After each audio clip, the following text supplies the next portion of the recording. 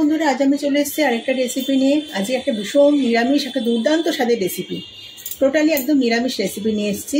সেই জন্য একটা মশলাটা করে নেব, খুব টেস্টি রেসিপি। আমি নিয়ে নিচ্ছি প্রথমে পোস্ত, বড় চামচে 2 চামচ পোস্ত নিলাম। আর নিচ্ছি সর্ষেটা একটু কম নেব, 1 চামচ, আর অল্প একটুখানি নেব। একটুখানি লবণ দিয়ে শুকনোটাকে ঘুরিয়ে নেব।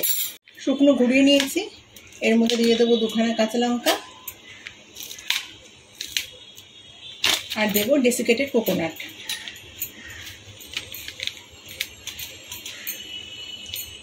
এমনি নারকেল কুড়িয়ে দিলে পরেও হবে, এটা আমার বাড়িতে সবসময় থাকে। 3 চামচ মতো দিলাম।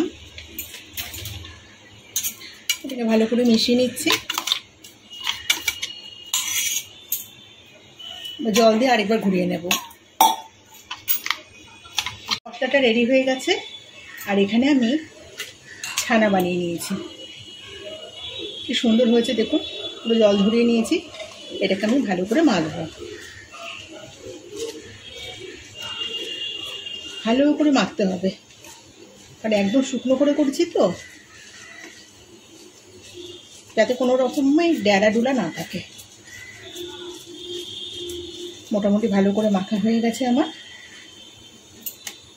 এর মধ্যে আমি সর্ষে, পোস্ত, নারকেল বাটাটা দিয়ে দেবো।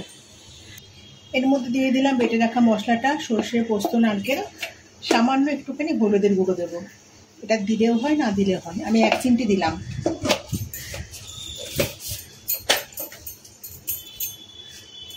স্বাদ মতো লবণ দেব।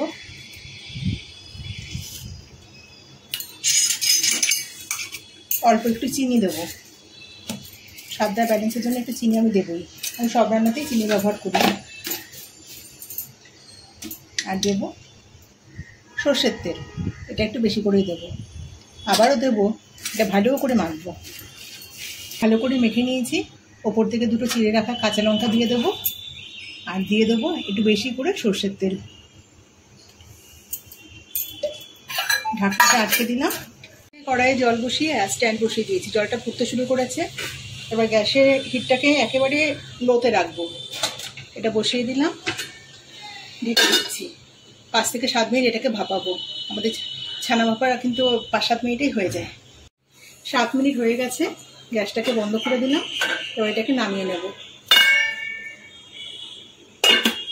আমি একটা কাপড় দিয়ে ধরে আস্তে আস্তে করে ঢাকনাটাকে খুলছি। দুর্দান্ত স্বাদের আমাদের ছানা ভাপা রেডি। এই সর্ষের তেলে যখন খাওয়া হবে তখন কিন্তু সর্ষের তেলটা ভালো করে একটা চামচ দিয়ে নাড়িয়ে নিতে হবে। এটা গরম ভাতের সাথে কিন্তু ভীষণ ভালো লাগে খেতে। আর কিচ্ছু লাগবে না, 1 থালা ভাত এটা দিয়ে খাওয়া হয়ে যাবে। দেখুন বন্ধুরা, কত সুন্দর হয়েছে। রেসিপিটা কেমন লাগলো অবশ্যই কমেন্টে জানাবেন। রেসিপিটা ভালো লেগে থাকলে একটা লাইক দেবেন। না যে সমস্ত নতুন বন্ধুরা এখনও চ্যানেলটাকে সাবস্ক্রাইব করেননি, তারা অবশ্যই চ্যানেলটাকে সাবস্ক্রাইব করে আমার পাশে থাকবেন। আর পুরনো বন্ধুদের আমি অনুরোধ করছি, যারা তারা যেমন আমাকে ভালোবাসা দিয়ে যাচ্ছে, আমার পাশে রয়েছে, যেন সারা জীবন আমার পাশে থাকে।